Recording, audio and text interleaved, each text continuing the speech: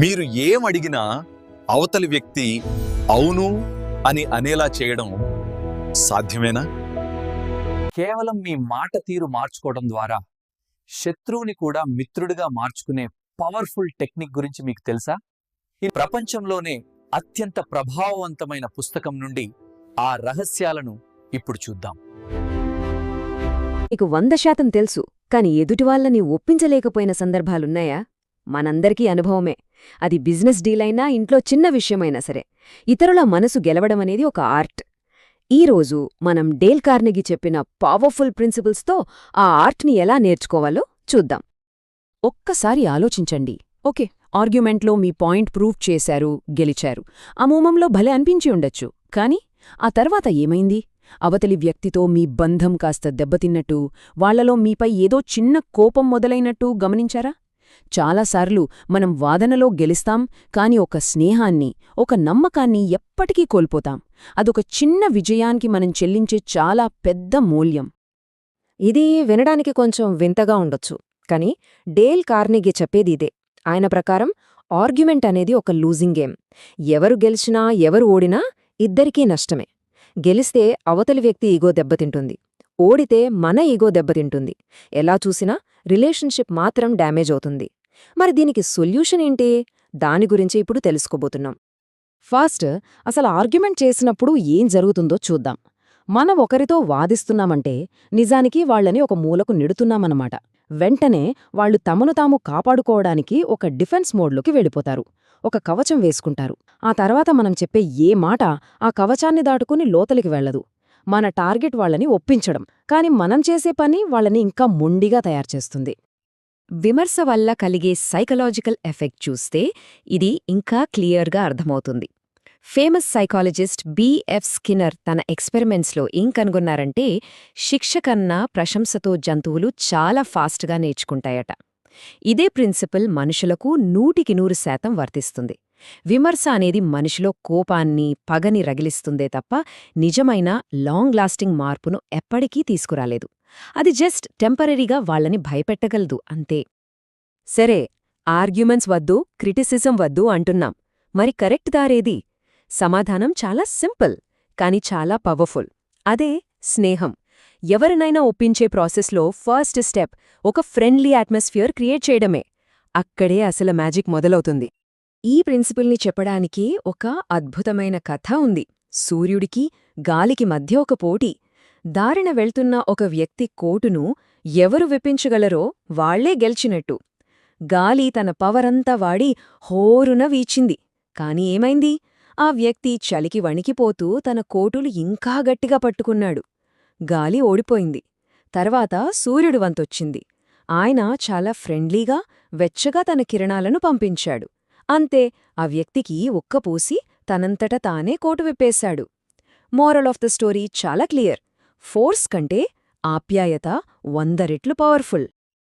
ఈ సామెతలో ఉన్నంత నిజం బహుశా ఇంకెక్కడ ఉండదేమో. కోపం, యాగ్రెషన్ అనే విషం కన్నా స్నేహమనే తేనెచుక్కతోనే ఎక్కువ పనులవుతాయి.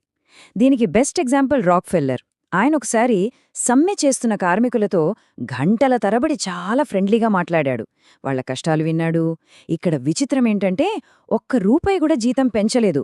ఆయన వాళ్ళందరూ తిరిగి పనిలోకొచ్చేశారు. అది ఫ్రెండ్లీ మాటల పవర్. మరి ఒకవేళ తప్పు మనదే అయితే? చాలామంది ఏం చేస్తారు? దాన్ని కవర్ చేసుకోవడానికి ఆర్గ్యూ చేస్తారు. కాని కార్నెగీ చెప్పేది దీనికి కంప్లీట్ ఆపోజిట్.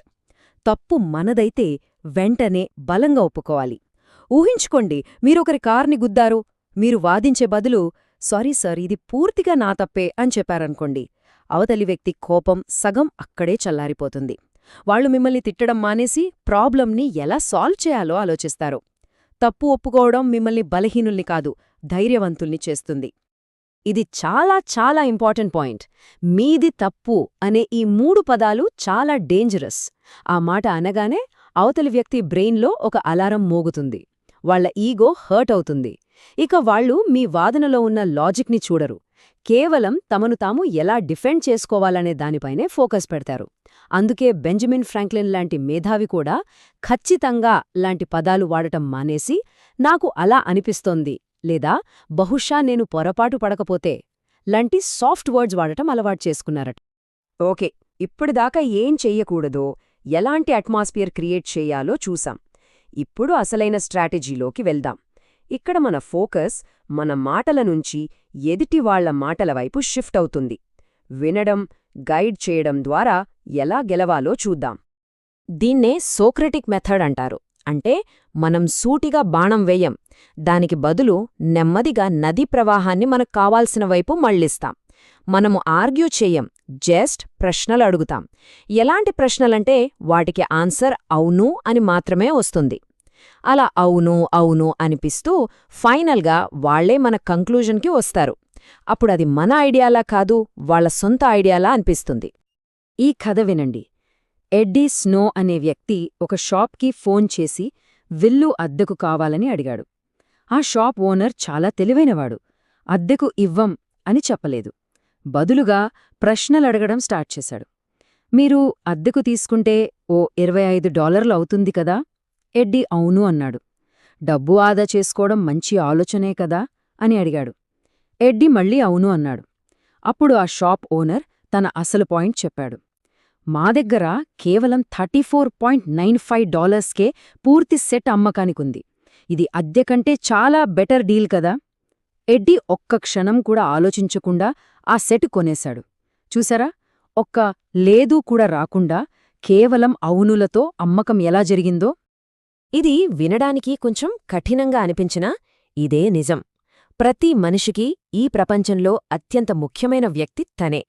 ఒక వ్యక్తికి తన మెడమీద వచ్చిన చిన్న మొటిమ ప్రపంచంలో జరుగుతున్న 10 పెద్ద సంఘటనల కన్నా ఎక్కువ బాధ కలిగిస్తోంది. ఈ బేసిక్ హ్యూమన్ నేచర్ని మనం అర్థం చేసుకుంటే చాలు, ఇతరుల్ని ఒప్పించే టెక్నిక్లో సగం సక్సెస్ అయినక్కే. మనం వాళ్ల సమస్యల గురించి మాట్లాడాలి, మన గురించి కాదు. మనం చేసే పెద్ద మిస్టేక్ ఏంటంటే మన పాయింట్ వినిపించాలనే మనమే ఎక్కువ మాట్లాడతాం. కానీ నిజమైన విన్నర్స్ ఎక్కువగా వింటారు. ఈ కథ చూడండి. ఒక సేల్స్మ్యాన్కి ఒక ఇంపార్టెంట్ మీటింగ్ రోజున గొంతు మొత్తం పోయింది. అస్సలు మాట్లాడలేడు. అయినా మీటింగ్కి వెళ్లాడు. ఒక బోర్డు మీద క్షమించండి, నాకు గొంతు పోయింది, మాట్లాడలేను అని రాసి చూపించాడు. ఆ తర్వాత ఆ కంపెనీ వాళ్లు తమ బిజినెస్ గురించి, తమ అవసరాల గురించి గంటల తరబడి మాట్లాడారు. ఈ సేల్స్మ్యాన్ కేవలం తలోపుతూ శ్రద్ధగా విన్నాడు. మీటింగ్ చివర్లో ఆశ్చర్యంగా వాళ్లే అతనికి ఆ కాంట్రాక్ట్ ఇచ్చారు. ఎందుకంటే అతను వాళ్లని పూర్తిగా అర్థం చేసుకున్నాడని వాళ్లు ఫీల్ అయ్యారు. ఇదొక సైకలాజికల్ ఫ్యాక్ట్. ప్రజలు మన ఐడియాల కన్నా తమ సొంత ఐడియాలను 100 రెట్లెక్కువగా నమ్ముతారు. కాబట్టి మన ఐడియాని వాళ్లకి డైరెక్ట్గా అమ్మే బదులు ఒక విత్తనంలా వాళ్ల మైండ్లో నాటాలి.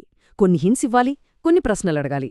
వారే ఆ ఐడియాని డెవలప్ చేసి అది తమ సొంత ఆలోచనని ఫీల్ అవ్వాలి. అప్పుడు వాళ్ళు దాన్ని యాక్సెప్ట్ చేయడమే కాదు, దానికోసం ఫైట్ కూడా చేస్తారు.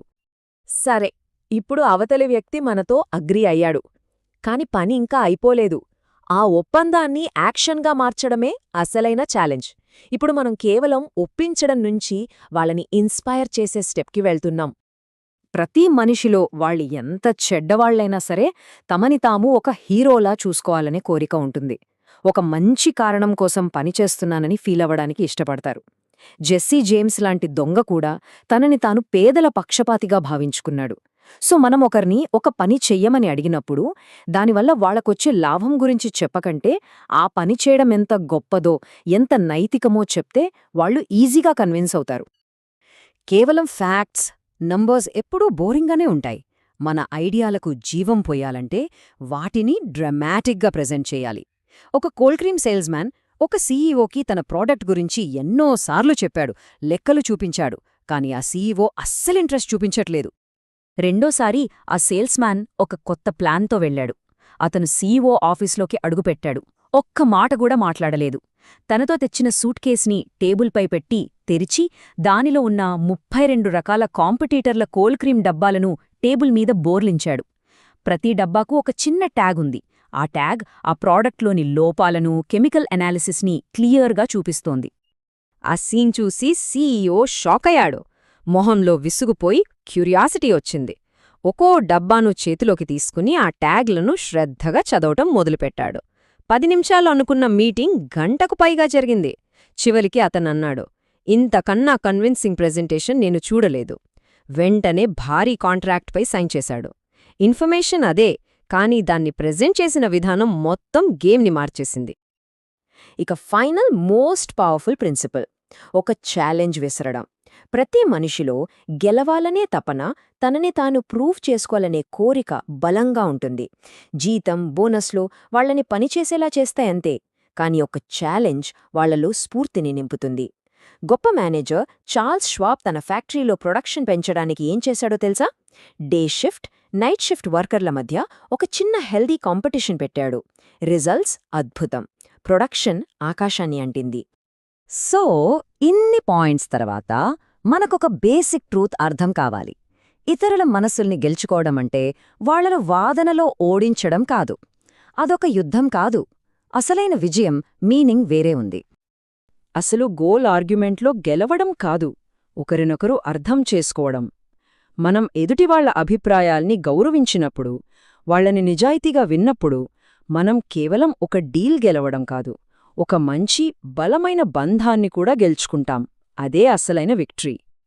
చివరగా చైనీస్ ఫిలాసఫర్ లావ్ ట్సే చెప్పిన ఈ మాటలతో ముగిద్దాం. నదులు, సముద్రాలు వందలాది పర్వత ప్రవాహాలకు రాజులుగా ఉండటానికి కారణం అవి వాటి కంటే దిగువన ఉండటమే. ఇతరుల్ని లీడ్ చెయ్యాలంటే ముందు వాళ్ళ కింద వాళ్లతో పాటు ఉండాలి. వాళ్ల మనసు గెలవాలంటే ముందు వినయంగా ఉండాలి. దీని గురించి ఆలోచించండి.